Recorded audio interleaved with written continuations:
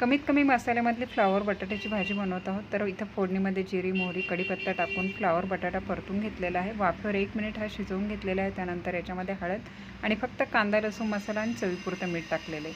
Mix केलेलं आहे. वाफेवर शिजवून घेतलेलं आहे. लागेल तसं याच्यामध्ये पाणी टाकायचं आहे.